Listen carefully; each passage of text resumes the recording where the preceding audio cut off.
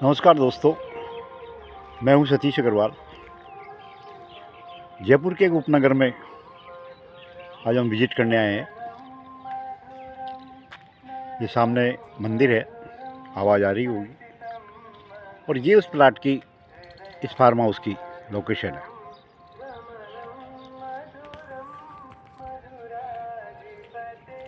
ये north east का कोना है, एक इन्होंने पूजा घर बना रखा है। पूजा घर के बाद में करीब 11 फुट के बाद में एक मेन गेट दिया हुआ है, आपको दिख रहा होगा। इसके आगे से चौड़ाई जो है प्लाट की, इस फार्म हाउस की, तो करीब 80 फुट है। अब हमारी विजिट में हमने ये पाया है, प्रथम तौर पे एंट्री पे ही, कि इसका जो मेन गेट है ये गलत दिशा में बना हुआ है, गलत डिग्री पे बना हुआ है। हमने उनको ये कहा कि आप अपने बिजनेस में या कारोबार में पिछले कुछ समय से, जब से आपने ये गेट लगाया है, उसके तत्पश्चात 90 दिन के बाद आप द्वारा जो भी फैसले लिए जा रहे हैं वो अनकम्प्लीट या डिस्प्यूट फैसले लिए जा रहे हैं। आपकी मानसिकता पे थोड़ा सा गलत प्रभाव पड़ रहा है। तो मालिक ने कहा, बिल्कुल सही कह रहे हैं आप, करीब 1 साल से हमारा कारोबार डाउनफॉल की स्थिति में आ रहा है। मानसिक वेदना, मानसिक क्लेश ऐसा हो रहा है कि हमको जो भी निर्णय लेते हैं हमारे कारोबार के संबंध में, उसी में हमारा को नुकसान हो रहा है। इसीलिए मजबूर होकर के हमने आपको बुलाया। दोस्तों, आज आपको बताएंगे, मैंने पहले वीडियोज़ में बताया कि मकान का 50% वास्तु मुख्य द्वार से प्रभावित होता है। आप देख रहे हैं 10-11 फुट की जगह नॉर्थ ईस्ट में इन्होंने 90 डिग्री के कोण से छोड़ रखी है, जबकि ये 17 फुट के बाद में इस गेट का लगाया जाना उचित था। कारीगर चूक गया, मालिक की अनभिज्ञता या अनुभवहीनता या वास्तु शास्त्रियों के पास संपर्क का नहीं होना इनको परेशानी का कारण बन गया। हो सकता है उस वक्त वास्तुशास्त्री बहुत कम फीस लेकर के इनको गेट का निर्धारण कर देते, और आज उससे कहीं ज़्यादा इनको फीस देनी पड़ रही है। साल भर से मानसिक वेदना भोग रहे हैं, ये इनका बोनस है। आप भी जो अपने मुख्य द्वार का या मकान का निर्माण करें, तो ऐसी छोटी छोटी बहुत सारी गलतियाँ हो जाती है जो हमारे जीवन में दुखदायी हो सकती है। आप लगातार देख रहे हैं, मेरे ठीक पीछे गेट के ठीक सामने की ओर ईस्ट दिशा है, और इस दिशा में मुख्य द्वार है। होना तो यही चाहिए था कि 17 फुट के बाद में इस गेट का निर्धारण करते ही और लगवाते। अगर ऐसा होता तो ये बहुत फलदायी हो जाता। कारोबार का नुकसान या मानसिक वेदना या मानसिक क्लेश या डिस्प्यूटेड माइंडली स्थिति, ये तीनों चीज़ का इस जगह संगम हो रहा है। कॉर्नर में इन्होंने एक रूम बनाया हुआ है जिसमें इनके चौकीदार परिवार रह रहा है। होना तो ये पूजा रूम चाहिए था, लेकिन पूजा रूम की जगह इन्होंने पूजा के लिए स्थान छोड़ रखा है। आगे देखते हैं, एक बहुत ही शानदार गार्डन इन्होंने बना रखा है। फ्यूचर के लिए बताया कि ये कोई रेस्टोरेंट यहाँ पे खोलेंगे, बहुत ही अच्छी लोकेशन पे, बिल्कुल फॉरेस्ट के बीच में, और इतनी शानदार लोकेशन बहुत कम जगह मिलती है। यहाँ बिल्कुल एकांत, मंदिर का, शिव मंदिर का आसपास होना, कम से कम 100 मीटर की दूरी पे, और वास्तु के अनुसार ये बिल्कुल सही है स्थिति। बहुत सारे पेड़, जिसमें 70% पौधे फलों के हैं, और जिनकी ऊंचाई कम से कम 7 फुट के ऊपर जाएगी। इनका ये कहना है कि ये रेस्टोरेंट बनाएंगे, ओपन रेस्टोरेंट। बहुत ही उचित निर्णय है। इस जगह पे बनाया हुआ रेस्टोरेंट काफ़ी फलदायी देगा। उत्तर पश्चिम के कॉर्नर को देखते हैं। बताया जाता है कि पश्चिम कॉर्नर में अगर बड़े पेड़ होंगे तो शुभ फलदायी होते हैं। तो आप देख रहे हैं कि पड़ोसी के प्लॉट में बड़े पेड़ लगे हुए हैं जो इनकी बाउंड्री वाल से काफ़ी ऊंचाई तक जा रहे हैं। इसका फ़ायदा इनको वास्तव में मिलेगा।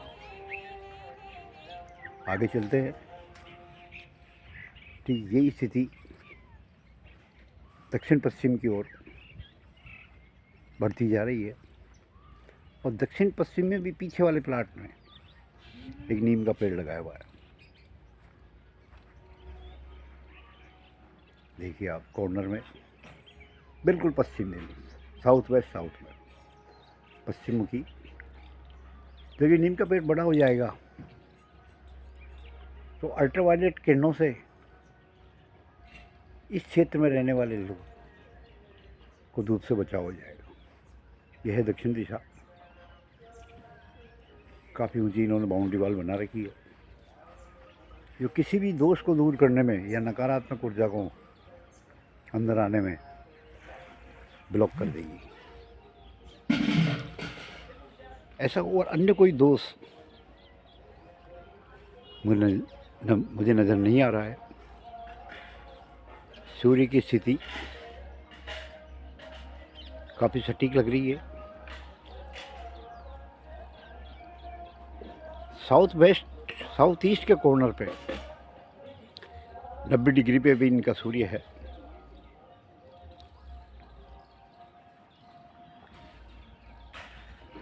कुछ खेतीबाड़ी भी लगा रखी है, सब्जियां लगा रखी है। भगवान शिव को चढ़ने वाले बील के पत्ते जो हम पूजा में चढ़ाते हैं वो भी इन्होंने यहाँ पेड़ लगाया हुआ। बहुत ही अति शुभ फलदायक है। आप देख रहे हैं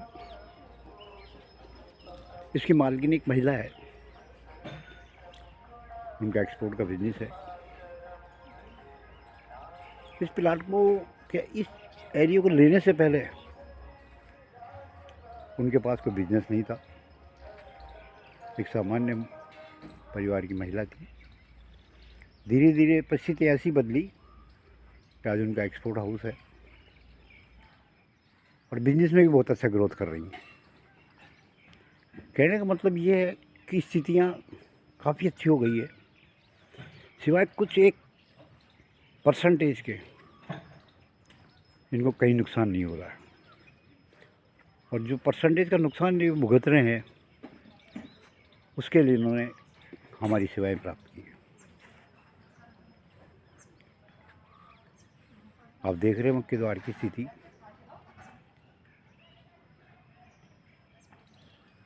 कुछ और भी इन्होंने प्रॉब्लम्स बताई जो ज्योतिष से मेल खाती है। जिस राशि में इनके ग्रह खराब है उनका इलाज करवाना इनको हम बता रहे हैं। लेकिन शेष चीज़ें इनकी बिल्कुल सही है। तो मेरा भी आपसे यही कहना है, ईस्ट फेस आपका अगर मकान है तो उस प्लाट के आगे से जो चौड़ाई है उसमें नौका भाग दें और जो भागफल आता है उतना फिट नॉर्थ ईस्ट के कोने से 0 डिग्री मानते हुए उतनी जगह को आप छोड़ दें। तत्पश्चात आप मुख्य द्वार बनाएं। गेट की चौड़ाई 9 फुट से लेकर 11 फुट तक आराम से कर सकते हैं। लोहे का गेट लगा हुआ है। कहीं कोई ऐसी कमी नज़र नहीं आ रही। सारे पेड़ फलीभूत हो रहे हैं, फल आ रहे हैं। परिवार में और भी इन्होंने कोई, जब हमने जोर देकर पूछा कि कोई परेशानी, तब उन्होंने नेगेटिव उत्तर दिया, नहीं।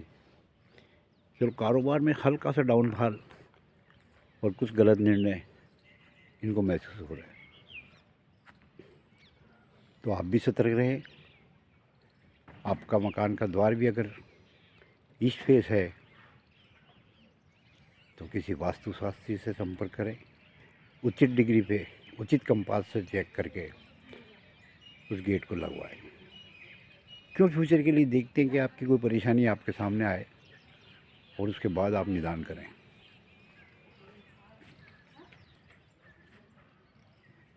देखने की बात यह है कि काफ़ी अच्छा परिवार है और किस तरह से ये मेन गेट इनकी मानसिकता को प्रभावित कर रहा है। मेरा तो यही कहना है कि फ्यूचर में अगर आप कोई नुकसान उठाते हैं उससे अच्छा है आप निर्माण करते समय ही उस चीज़ का आंकलन करवा लें, वास्तुशास्त्री से संपर्क करें। मैं जयपुर से हूँ। जयपुर आसपास के क्षेत्रों में या राजस्थान में कहीं भी आपको वास्तु संबंधित कोई काम हो तो आप मेरे से भी संपर्क कर सकते हैं। मेरा टेलीफ़ोन नंबर है 916665 014। टेलीफोनिक डिस्कशन पे हम कोई फ़ीस नहीं लेते। विज़िट करवाने के बाद फ़ीस का कार्यक्रम चालू होता है। आज के लिए बस इतना ही। धन्यवाद।